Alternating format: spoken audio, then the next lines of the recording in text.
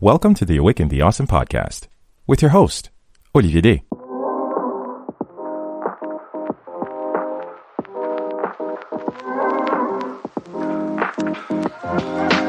This is Awaken the Awesome,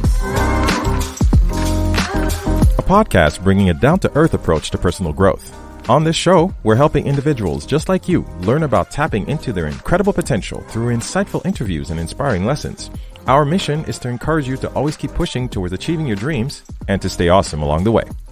Funny enough, it's always when I'm going to work or when I just about to ready to cash it in for the day that I have these moments and I just tell myself, probably should talk about this. Really short, because I always take lessons. I don't believe there are, personally, say from some very, very radically few examples. I don't believe that there are good or bad choices in life. I just believe inherently in my heart, and I'm ready and willing to be corrected. Let me know that there are no bad choices. There are only the choices that you can live with. And the reason I want to get on this call today was because I inherently think that success, just like its counterpart, failure, is very much the result of some very simple steps. And what I learned over time throughout the many dumb decisions that I've taken throughout my life, and that I've had to make amends for along my journey of growth and transparency and actually getting into my own next level, is the fact that a lot of it can be boiled down to some very simple things. And that's what I want to talk about in terms of whatever that next level or success looks like for you. I always like to take a adverse approach, like a mirror effect of sorts, to show you exactly how easy it is to, not do the things that you're supposed to do. Because I always like to say that, if you're not doing this, you're doing that. What I mean by that, adverse reaction, it's always part and parcel. The yin and the yang does exist, right? I'm not trying to be on some woo-woo stuff, but if you're not spending time reading, you're spending time not reading. And there are consequences to that. If you're not spending time sleeping, you're spending time awake. And there are consequences to that. So why I want to share on these observations of mine, and I only narrowed them down to 3. Otherwise, I'd be here all night. But you guys deserve, the clarity into action steps that I always want to leave you guys with as much as I can through my own experience. I enjoy that. Okay. Here's a comment we're getting from Instagram. You shouldn't say it was a dumb decision. It was a decision that you took with the tools that you had back then. Thank you so much. That's very well said. That is very well said. Like I said, I'm happy to stand corrected. And I'm only talking about the perspective of the young man who at the time was making the best decision he knew with what we had, with the innocence and naivete that he had at the time, and all the inexperience that he had at the time. So, of course, we give ourselves grace and we move forward.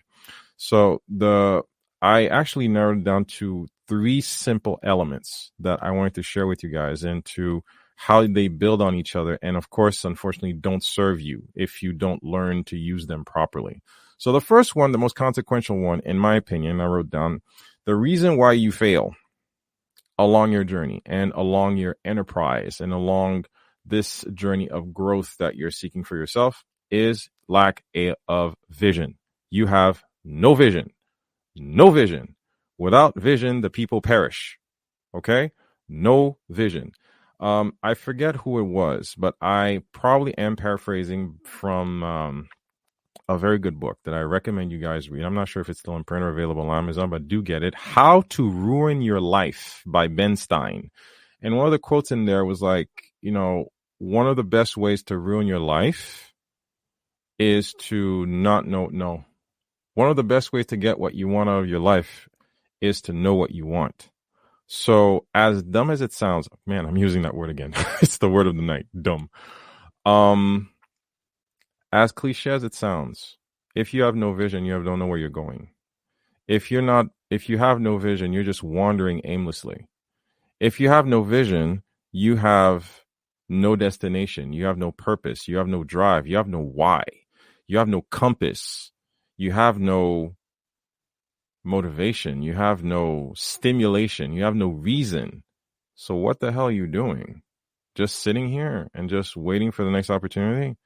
I hate it when I used to wake up at a job, just getting up, go to work, come home, getting up, go to work, come home, getting up, go to work, come home. I used to work late nights at a call center, working security at an alarm central.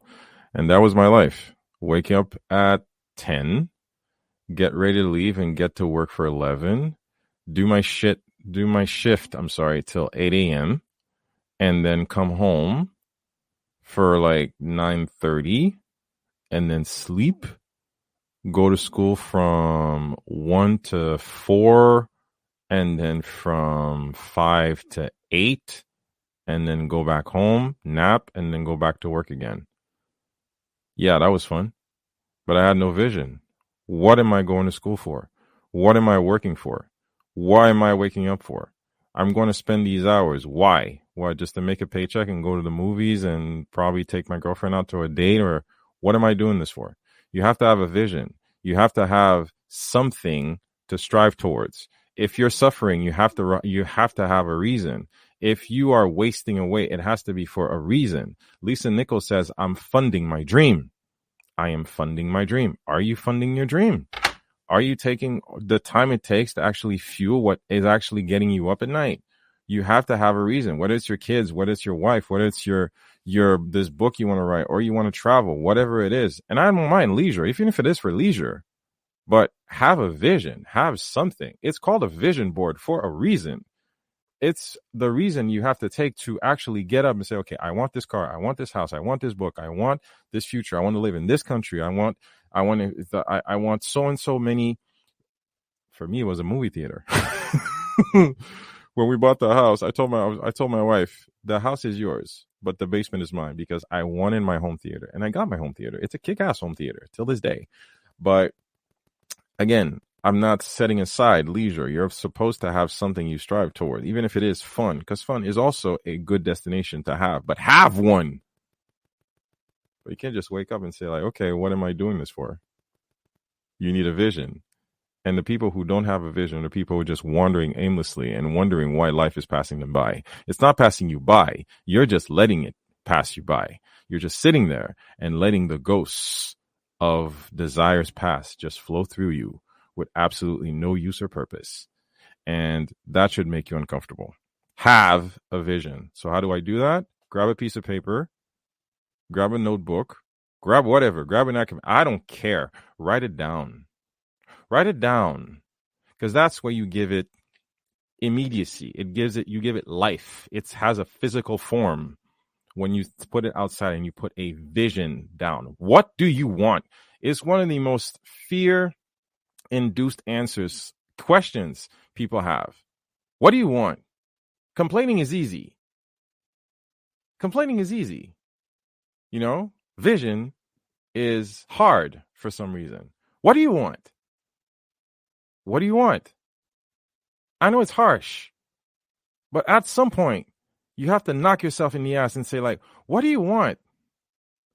What do you want out of your relationship? What do you want out of your house? What do you want out of your job? What do you want out of your health? What do you want out of your kids? What do you want out of your health? Your education. What do you want out of your friends? What do you want out of your living situation? What do you want out of the country that you're living in? What do you want into the neighborhood that you live in? What do you want? What do you want? You need to be able to answer that. And that comes from being very honest with yourself. It's called vision. It's called purpose. It's called a motivation. I don't care if you call it a vision board, but you have to have something that you have that jolts you into waking up, because guess what? You don't have a lot of time, which is why the next point is also important. The second reason why most of us fail, and why I failed, is because I had no plan. proper planning prevents poor performance. Let me say it again. Proper planning. I'm sorry, that's the wrong one. So proper planning permits. No, I'm sorry. There you go. Yeah, exactly. Proper planning prevents poor performance. The 5 P's. I thought I messed it up there.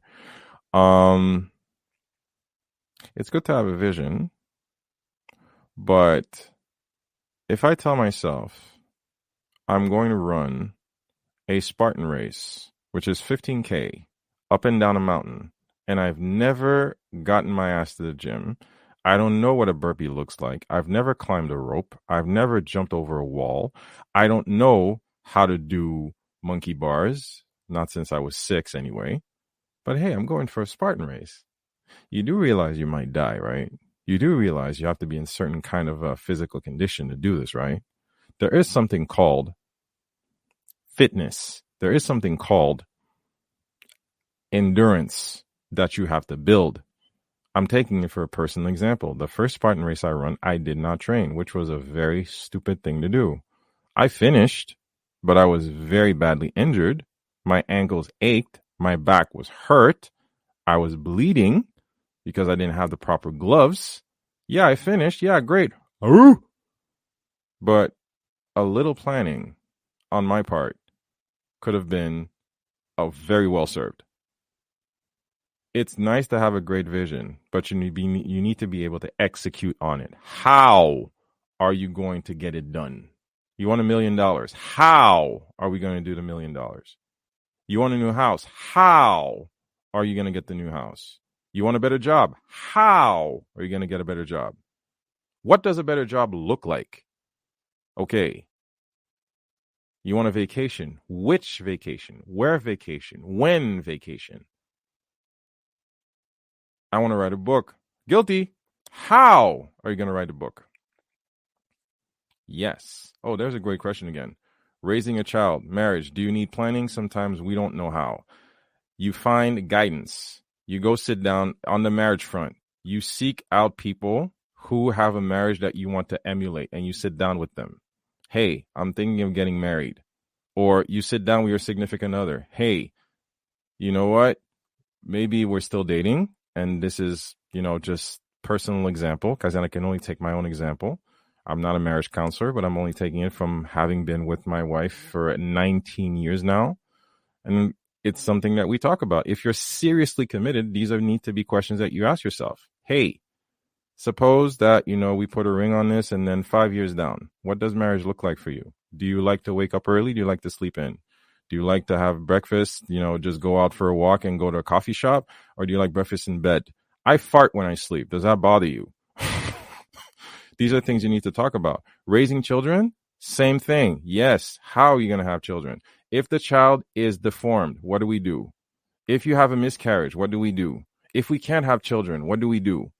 So yes, you have to plan these things because it avoids a lot of heartache. These are not things you want to play around down the road because these are very serious questions that have a tremendous impact on any serious relationship, as well as the individuals in these relationships. Because guess what? Dating and marriage are not the same thing. Dating and engagement are not the same thing. So yes, you need to have a plan. What kind of course, people evolve. We are not the same. I'm not the same one I was when I was married. I'm not the same one before kid number 1. I'm not the same one at kid number 2. And I'm certainly not the same kid 10 years later. So I'm a different kind of a husband. I'm a different kind of father. I'm a different kind of mate. But there is a core to who I am as an individual. I'm not a surprise to my wife. I was always a hard ass. I was always a hard ass. With her, I need to be a little bit smoother in the way I deliver certain truths. But I was always this person that she sees before her. My kids know that I'm very fun and loving, but my kids also know that I can be very much of the military dad. And they know this. It's not a surprise, but these are planned. You're talking about, can you plan having children? Yes, you can. Can you plan getting married? Yes, you can. Of course, you have to live a big dome of what if. You can't plan for everything. Of course, that's the beauty of getting into a committed relationship. I'm sorry, guys. I'm answering this question on Instagram because I'm on the live right now. And this person, I really want to be able to answer questions as I see them come in because it's very important. But yes, planning is definitely something that is part and parcel into your success. because even though you can't plan for everything, you can have basics. Okay. How do I see my life? How am I going to execute? Because short term, long term, short range goals, long range goals. And we leave space for malleability. You need to be malleable. And we leave space for, hey, things happen. Unsuspected circumstances can and will happen. That's the beauty of life. But you can plan. You can say, okay, what are the non-negotiables? What does a perfect life look like? I'm sorry, I don't like to use perfect. What does a proper, satisfying, what is a satisfying scenario for me? And how can we aim towards that? What do I need to execute? Execute. And you need to learn. And you go back to your list. Okay, this is not working. You also need to have patience. You need to put in some time. Planning takes time. Planning takes honesty. Planning takes sacrifice. Planning takes resources. You got to be realistic. Okay? Even your dreams cost money. Okay? But if your vision is clear and defined, and your plan is solid and truthful and realistic and weighed down in time and locked in and zeroed in, you're already 2 out of 3 and a lot farther than most people. All right? But a lot of reasons why we fail is because people fail to plan. People fail to understand that they will take time. Some people are really impatient. Some people are clearly unrealistic. Some people, I cannot go into fencing right now. I have no interest in fencing. I don't see myself being a fencing champion. It's not going to happen. That is unrealistic. Okay? It's not part of my vision. You also need to make sure that your vision is compatible with your plan. Be ambitious. Be boisterous. Be pompous even. Dream big. But plan accordingly. All right? So that was item number 2. Item number 3 is very basic, but a lot of people mistake this. The reason number 3 where we fail is because you have no team. See, you didn't have a vision. You have no planning. And the third one is to have a team. Biggest mistake I ever made in a lot of elements in my life is because I thought I could do it myself. Because I have a very practical, do it yourself. I don't give a shit if I'm going to use a toothpick to dig a hole. I'm going to dig a hole. That's who I am. That's what I do. But over time, I could have saved myself a lot of time and a lot of heartbreak if I could have just opened up my damn mouth and say like, hey, I need help. Hey, I need help. Whether it's this podcast, whether it's in relationships, whether it's school, whether it's a job, whether it's, getting my finances in order, whether it's my faith, so much can happen if you just open yourself up to help and assistance and vulnerability and understand that you don't know everything. You know a lot. You're competent. You're smart. You have a lot of things going for you, but you don't know everything. You have to look at life as a video game type scenario. Okay. And I love taking this example because for me, it really exemplifies life. Just like Mario. We've all played Mario. Everybody starts at stage 1-1. All right. There are some people who are already finished the game like 10 times over. They can do it in their sleep. But you're at stage, let's say 1-3. You haven't even made it to the first castle. You can try playing it yourself 10,000 times over. Or you can call up a buddy like you used to, because you probably know someone who can ace the game. It's like, hey, I'm stuck here. How would I go about it? Don't give me the cheat code. I just know like, okay, what do you suggest I do? This was before the age of cheat codes and going online and getting full-on rundown speed throughs on YouTube. Asking for help is nothing to be ashamed of. In high school, I sucked at math. But thank God I had Ray, I had Dominique, I had Yvan. I had a whole host of friends who were extraordinary math geeks and could sit down with me while eating a sandwich, like, okay, do this. Did you think about this? Look at this. Look at this graph. Look at this graph. Did you do this? What don't you understand? Okay, let's do this again. Try, okay, explain to me how you understand it. And believe it or not, successful people love to help. Once they see you genuinely engage into your own vision and trying to succeed and trying to make it because they were there, they are more than happy and willing to participate. Don't leech off people. Don't bite off people. Don't just expect them to do the work for you, but show up with conviction, show up with heart, show up with vulnerability, humility, and the will to actually do better and ask for help. And even if you have to pay someone, do that. I've paid for masterminds. I've paid to learn from people. Some masterminds are more expensive than others. Some masterminds aren't worth the money. So be smart about who you ask to be in your team. But like Miss Issa Rae said it, you can also network across. What I mean by that is there are a lot of people around you in your circle, probably not your immediate friends or the people you have a coffee with every day to day, but there are people that you know who are very good and very talented at a particular skill that you need to elevate. And they're more than happy and willing to give you a little bit of their time. Just make sure you pay back. Don't leech off people.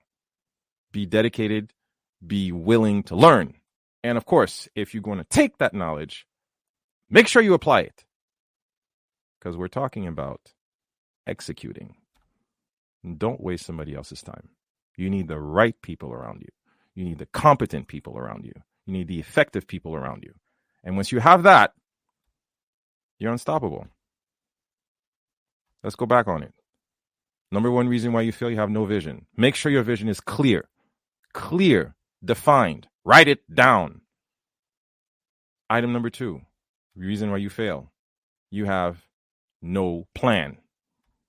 Also, write it down. How are we going to get where we want to get? How are we doing that? What does that look like? What is the direction? What are the tools that we need? What are the resources that we need? What's the timeline that we want to execute this on? Where are we falling short? Where is a red flag we're probably going to come ahead to? And number 3, just as valuable, because it's a trifecta, you have no team. Be ready and willing to understand that you need people around you. You need people around. You cannot do this alone. I made all these mistakes so many times, and I'm learning from them. And I wish to impart those experiences onto you. So, with all the love and respect, I want to thank you guys for being on this call. And keep sharing. Keep sharing. If I missed some, because I know there are so many, because we also talked about, knowing your limits and so many where I could add. But I thought these were very, very appropriate. And it's a nice way to start the week. Happy Monday. Hoping that these words find you well. And yours are blessed, safe, cherished, plentiful, and the universe sees you victorious. As always, you want to drop some comments? I'm always happy to share. ATA Podcast on Instagram or awakeningawesome@gmail. Always happy to read your wonderful comments. Let's keep the conversations going. This recording will actually be on the audio soon enough once I drop it. The video is going to be on YouTube. I'm trying to do a little bit more of these. So, guys, as always, stay blessed, stay safe, and as always do, stay awesome. This has been another episode of the Awaken the Awesome podcast. We always love to get your feedback, so please do drop us a line via Instagram, Facebook, or email. Our email address, awakentheawesome@gmail.com. Do visit our official website at awakentheawesome.ca, where you can find our entire back catalog of episodes and incredible guests. Also, if you haven't already, please hop on over to Apple Podcasts and subscribe, give us a rating, and leave us a review, as this helps us tremendously in growing this podcast and spreading the word to more awesome listeners like you. We always appreciate your support, and thank you for listening. Stay awesome.